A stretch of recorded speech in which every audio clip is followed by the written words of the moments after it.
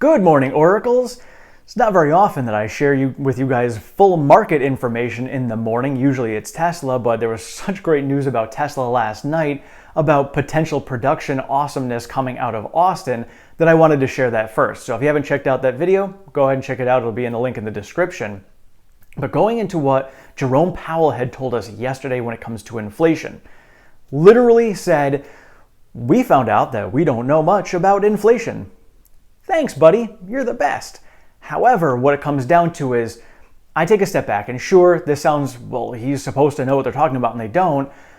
Nobody knows everything. You gotta accept and respect the fact that he said this and said, you know what, we were wrong. We didn't know, and we're still learning. You know what, just like Elon says, you've always gotta be learning. That is the most important thing you can do, is always strive to be better and question yourself all along the way. And so they questioned it and realized that they missed a few things when it came to supply chains and how it would affect inflation. So because of this, they said, we know that we didn't know, but now we're learning so we can know. And they're picking up more information. So what they basically got out of this was, because the supply chain pulled things down so low, demand was so high in contrast to that. So now as supply comes back up, is demand really going to be there to meet that supply? Chances are it's not. For everyday necessities that were in supply chain issues, sure, a lot of that will still be there.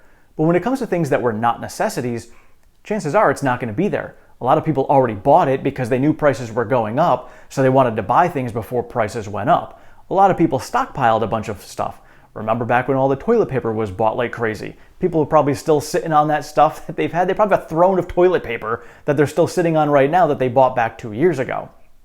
So these are all things that could potentially be going on right now, with a lot of people having a ton of inventory in their homes, or stores having inventory that consumers aren't going to be purchasing. So what's going to happen is now supply is going to be very high and demand is going to be coming down. This is now supply and demand not being balanced. Because of that, a lot of retailers and places that are selling a product are going to have to drop their prices significantly. That is deflation. That is exactly what happens when you bring inflation down. So what Jerome Powell is saying is, we might hit a point where that inflation comes down significantly. And think about it as a consumer. If you were going to go out and buy, let's say, a package of meat, and you knew that it was $5.99 a pound today, but you knew that tomorrow it was going to be $5.49 a pound, and then you knew the day after it was going to be $4.99 a pound, would you buy it today? No. You might not even buy it tomorrow. You'd probably wait.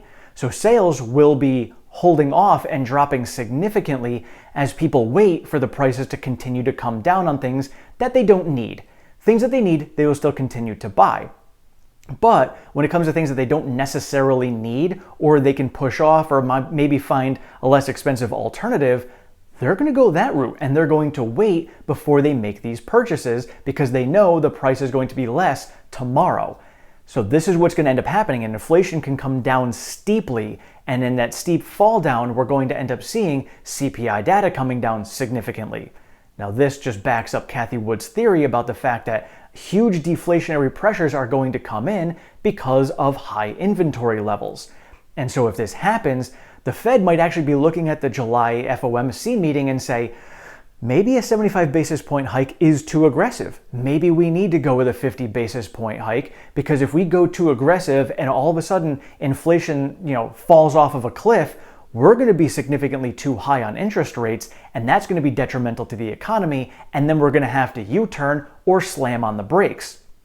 So either one of those two scenarios is going to cause the stock market to boom back up, because that's the inflection point that we are looking for the Fed to make. And now the thing to pay attention to as we get into this scenario, if that's how it's going to play out, is a recession. Because we did get the final GDP data in yesterday, and that came actually down lower to 1.6% down over the last quarter. So that's now the first quarter confirmed that we have a negative quarter-over-quarter GDP growth. So if we do end up getting it for Q2, that means that we are technically in a recession.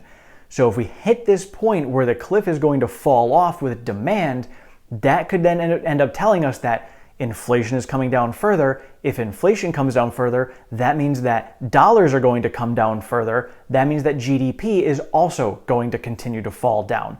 that would be a recession.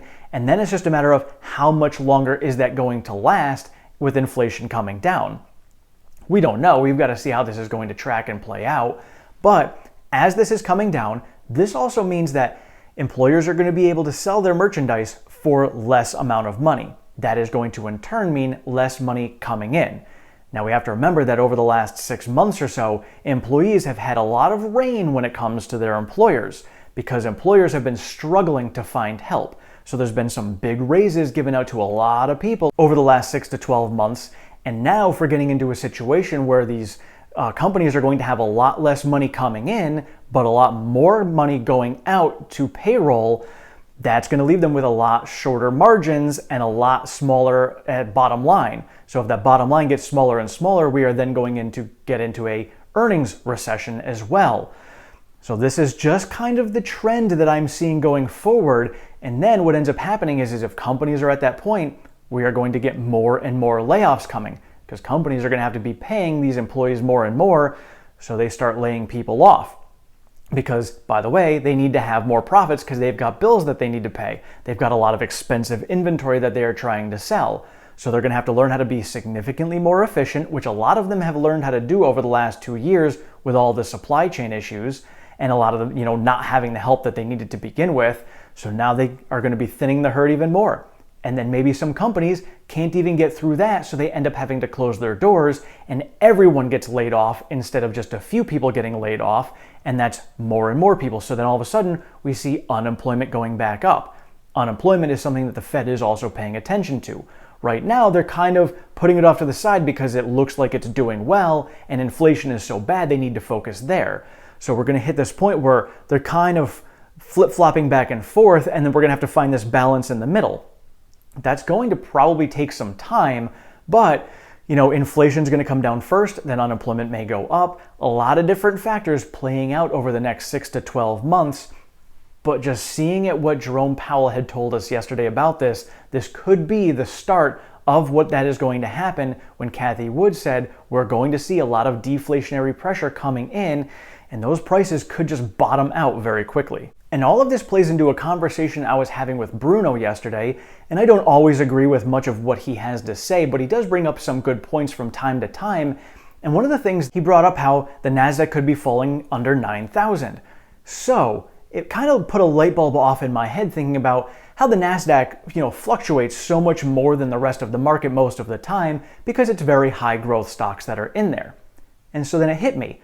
Well, when it comes to the NASDAQ, when we're in a bull market, all of these growth stocks, a lot of them have very high PEs. A lot of them are probably being, bolstered up way more than they really should be. Especially companies that aren't even profitable yet are looking like awesome stocks and their prices are way higher than the valuation truly is. So now we hit this bear market where all of those companies who weren't making any money might end up going bankrupt, might end up not even existing and surviving through this. So that's why we see it swing down so far. But this is why we pay attention to the companies who have actual true profitability coming in. Because these are the ones that you want to pay attention to. Because the companies who can actually grow through a bear market are the ones who are going to come out and thrive even better on the other side. This is why we tout Tesla so highly, because they are one of the very few companies who have been growing significantly during these bear market times. Now, granted, we've only had the bear market for basically, this year for the last maybe 6 months, if that, but we've definitely been pulling way back down for, the last 6 months. And Tesla has still been growing their fundamentals despite that. There's a lot of companies out there in the NASDAQ who have not been doing that. And these are the ones who will end up going bankrupt if we do not come out of this anytime soon. If we get into a 6 to 12 month type recession, a lot of companies aren't going to make it because they're not profitable. This is the cleaning out that needs to happen in the market. And so Bruno's absolutely right, and that's what's going to happen if we end up pulling down that low. These companies will go away, and it's going to pull down low because these companies aren't even going to exist in the NASDAQ anymore, so they can't even help prop the numbers up. But again, then we come through this, we come out, and we have a better solid foundation to then grow off of to get to new all-time highs in the NASDAQ and all of these companies. This is exactly what we saw when it came to Apple and Amazon and Google and Facebook coming out of the housing market recession. all of those went through the exact same thing. A lot of companies went bankrupt during that time, but the ones who were profitable companies came out and exploded for the next 10 to 12 years afterwards. That's what's going to happen with Tesla as we get through these times as well. So thank you, Bruno, for that light bulb going off on me. I appreciate that. And this just gives me a lot more bullish momentum for my long-term fundamental thesis when it comes to Tesla. Because looking at all of these things and Tesla's fundamentals continue to grow during a bear market, we are going to see tough times ahead for many other companies that are out there, and Tesla is prepared the best to get through all of this. So when we do come out of it, there is no other company that I can see doing as well as Tesla, thriving when we get to the next bull market. Let me know your thoughts in the comments below. Do you think that what Jerome Powell said yesterday is going to come to fruition and we are going to see demand fall off of a cliff, which in turn is going to bring inflation down significantly, and then the Fed might have to put the brakes on and cause a U-turn? Or do you think we are going to have inflation continue to go up and this scenario will not play out? Thank you all so much for watching. I appreciate all of your support and feedback. If you have not subscribed, please do so down below. Sign yourself up for notifications. I am over on Twitter at OracleTim1. I share all of the latest Tesla news, pertinent stock market information, and all of my daily trades. We do have a Discord chat. That link is in the description down below. And if you'd like to support the channel any further, I do have a Patreon. That link is also in the description. Thank you so much. Have a great one.